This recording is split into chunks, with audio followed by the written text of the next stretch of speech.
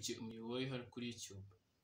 Uyu munsi tugiye kuganira ku bwoko bw'amaraso abantu tugira butandukanye n'icyo bishatse kuvuga ko ufite ubwoko bw'amaraso butandukanye n'ubwundi. Ubundi mu mubiri wacu habamo ubwoko bw'amaraso bugera ku 8. Ubwoko bw'amaraso bukaba buterwa n'utunyangingo two mu mubiri dutwara amaraso twita red blood cells. Ariko utunyangingo dutwara amaraso twita red blood cells tugira utundi tunyangingo duto cyane ariko dutuma umuntu agira ubwoko bw'amaraso butandukanye n'ubwundi ari bwita antigene. Ubwo tunyangingo rero harimo akayiko twita antigene ka A, kaba antigene ya B.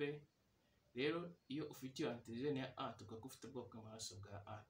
Wagira iyo antigene ya B tukavuga ko ufite ubwoko bw'amaraso bwa B. Iyo nta antigene n'imwe ufite ya A cyangwa ya B ufite ubwoko bw'amaraso bwa O.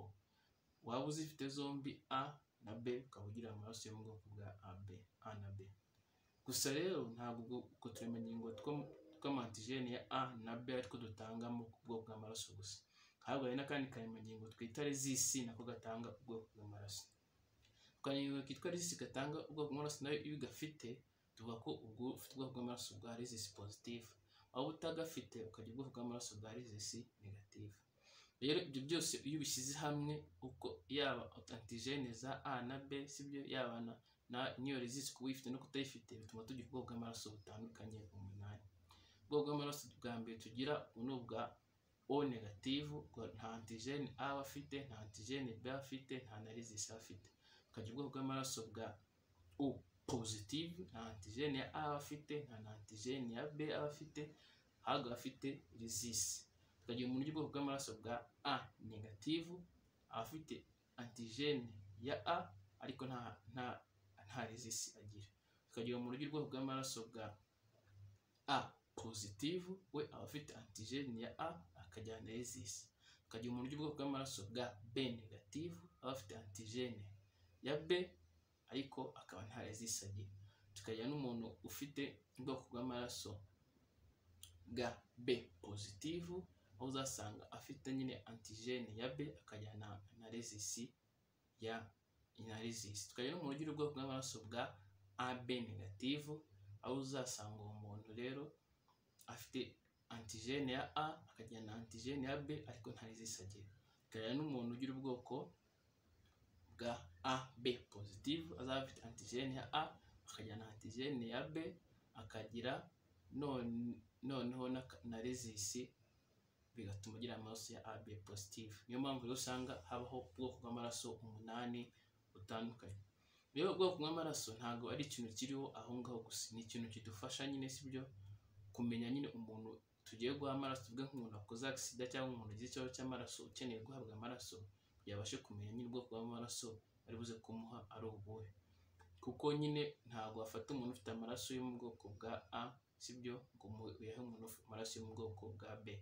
Impamvu udafata amaraso y'umuntu wo mu bwoko bwa A ngo uhe umuntu ufite amaraso yo mu bwoko bwa B nuko n'ubundi mu maraso habamo utundi tunyangingo none dutoya twitwa antibody.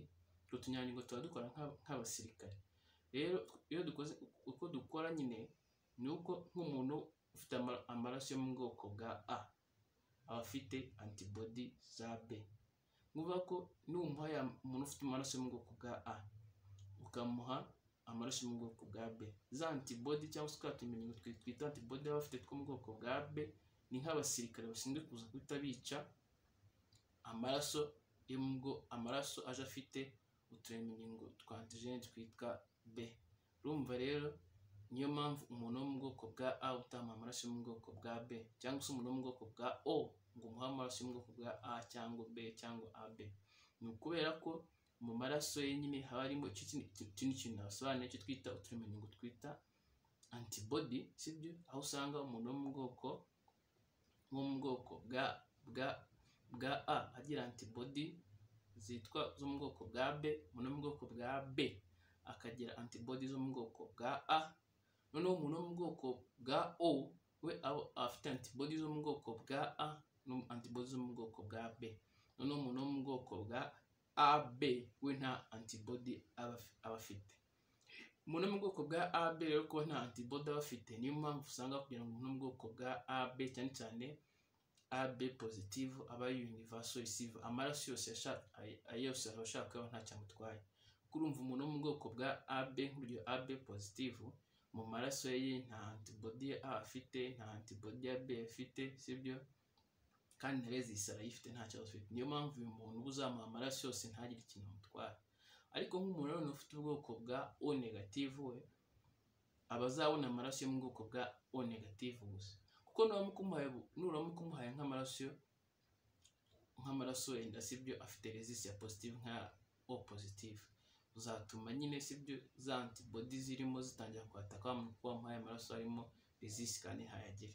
Kandi rero nk'amaraso arimo wenda arimo nk'akamenya ari mu bwoko bwa A nk'urugero, sibyo, kuko wa muntu wa O nta mu maraso ye aba afitemo antibody za A n'iza B, uzatuma nyine za antibody cyangwa se babasirikare twatunyamenyingo tumeze nk'abasirikare twataka utundi tunyamenyingo tuzagenda twataka aya maraso wamuhaye, sibyo, yo mu bwoko bwa A cyangwa se B. Rero ibi bintu biradufasha cyane kwa muganga, sibyo, kumenya nyine sibyo umuntu wagize ikibazo cyo kubura amaraso nyine sibyo naye maraso tuzamuha.